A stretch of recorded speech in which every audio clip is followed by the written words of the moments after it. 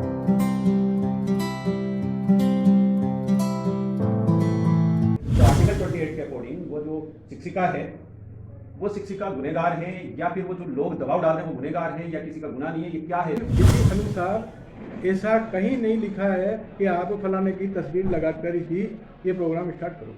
अध्यात्म विकास की वो इसमें विधि अनुसार तो गलत है। विधि अनुसार गलत नहीं है। अच्छा, अब यही जो जानना चाहते हैं, विधि भी- अनुसार गलत हाँ, नहीं है ना, मतलब विधि- संवैधानिक तरीके से वो संविधान के दायरे में ही अपना काम कर रही थी, मतलब संविधान गलत नहीं थी ना, मतलब संविधान अनुसार तो वो गलत नहीं थी।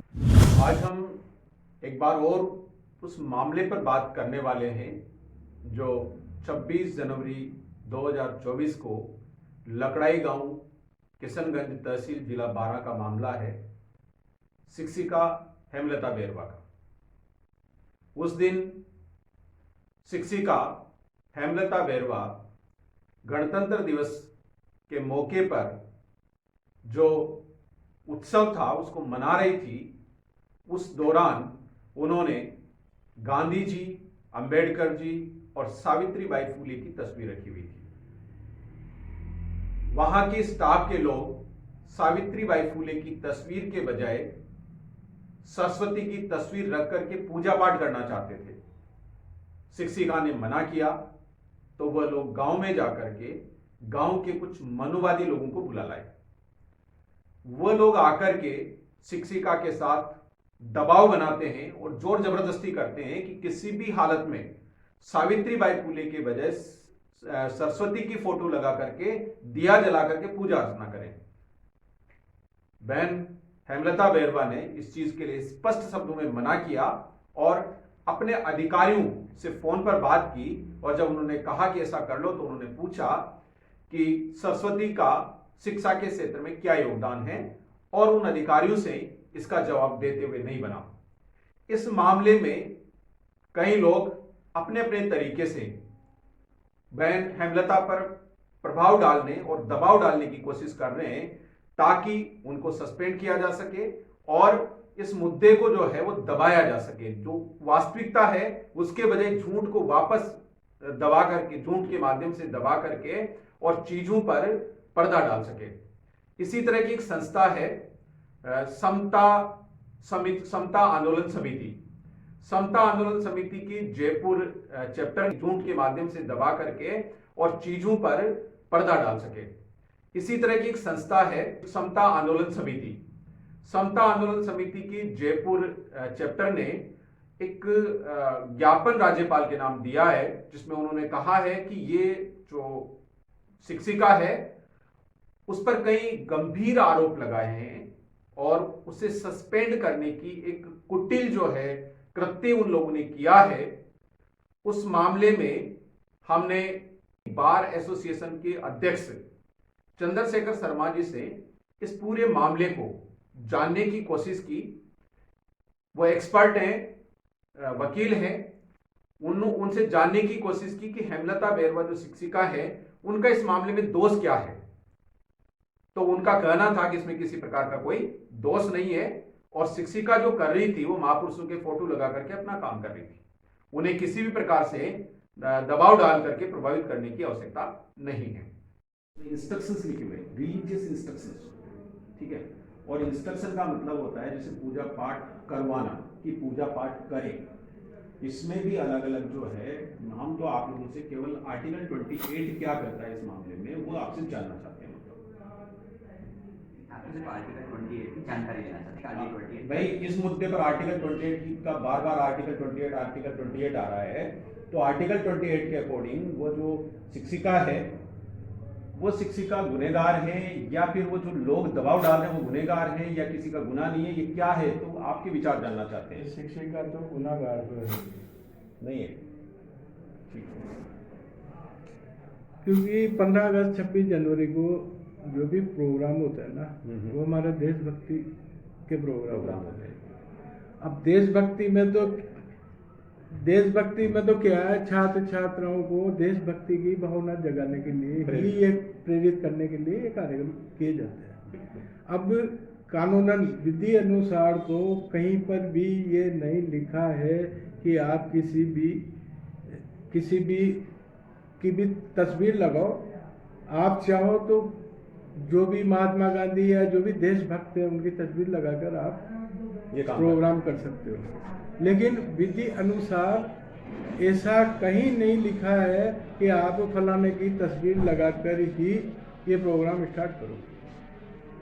आर्टिकल 28 जो है वह मतलब राज्य निधि से पोषित जो भी शिक्षण संस्थान होते हैं, यानी सरकारी शिक्षण संस्थान 100% जो होते हैं, उनमें जो हमारा देश का जो संविधान है वो क्या करती है कि वो लेडी जिसने वो काम कर रही थी वो गलत थी या फिर वो जो दबाव डालने वाले लोग गलत थे, हम ये जानना चाहते हैं थोड़ा। वो जो अध्यापिका थी वह इसमें विधि अनुसार तो गलत है। विधि अनुसार गलत नहीं थी। अच्छा, अब यही जो- जानना चाहते हैं जो कि विधि भी- अनुसार गलत हाँ, नहीं है ना, मतलब संवैधानिक विधि- तरीके से वो संविधान के दायरे में ही अपना काम कर रही थी, मतलब संविधान गलत नहीं थी ना, मतलब संविधान अनुसार तो वो गलत नहीं थी। अब वो जो भी ग्रामीण या वो दबाव डाल रहे थे वो अनुचित था। यहां पर ये जो पूरा मामला है, ये मामला है संविधान के आर्टिकल 28 का। आर्टिकल 28 के 3 भाग हैं।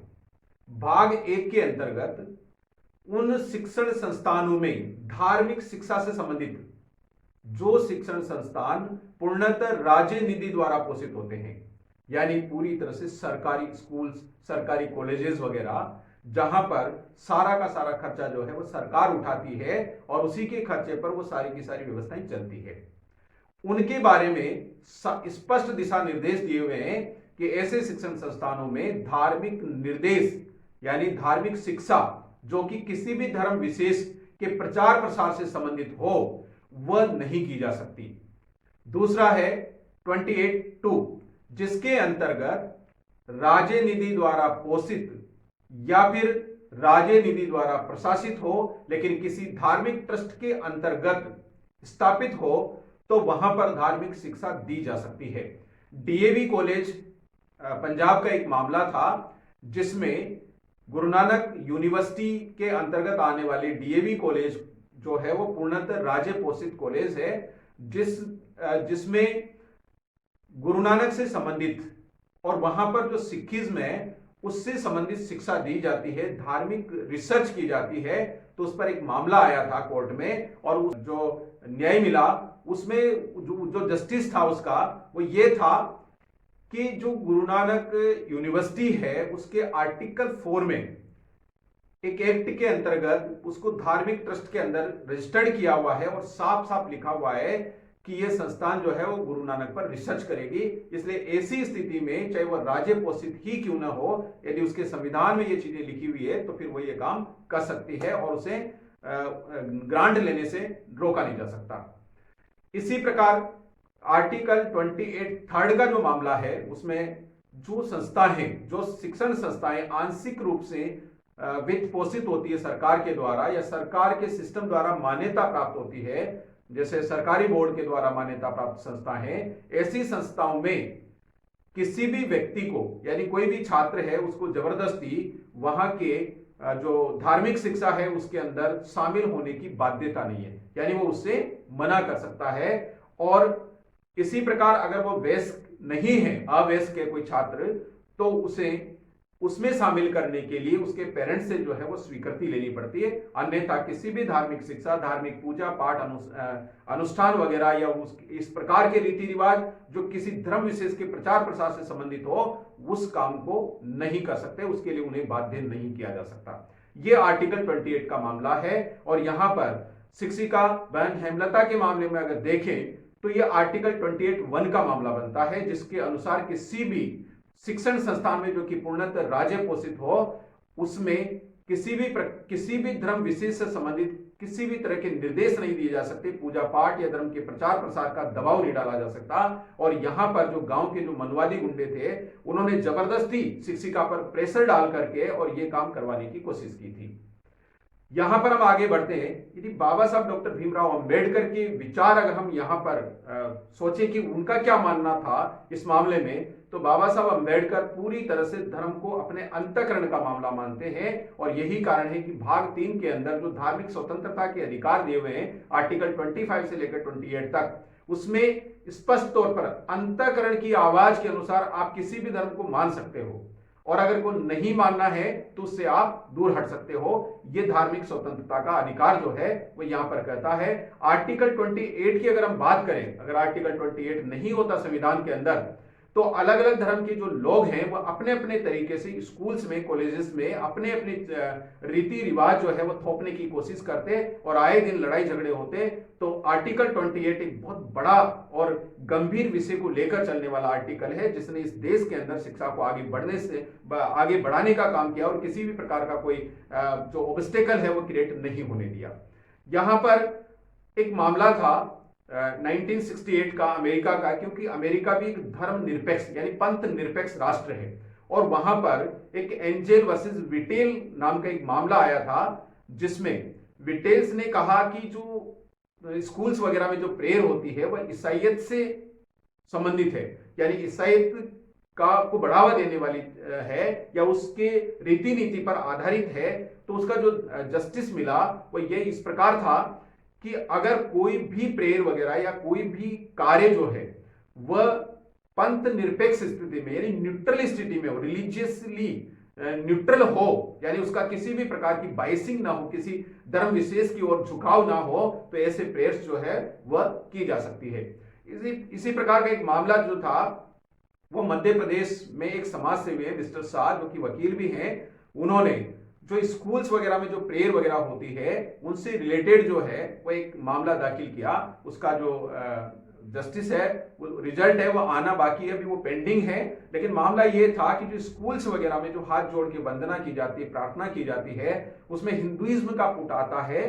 तो ये एक पर्टिकुलर जो रिलीजन है उसकी तरफ बाइसिंग की ओर इंगित करता है, लेकिन इसका जो रिजल्ट है, जस्टिस है, वो अभी तक पेंडिंग चल रहा है। तो यहां पर मुख्य रूप से बात अगर हम करें तो आर्टिकल 28 जो है उन सब चीजों से बचने की और बचाने की कोशिश करता है, जिससे कि किसी भी प्रकार का डिस्टर्बेंस जो है वो क्रिएट ना हो।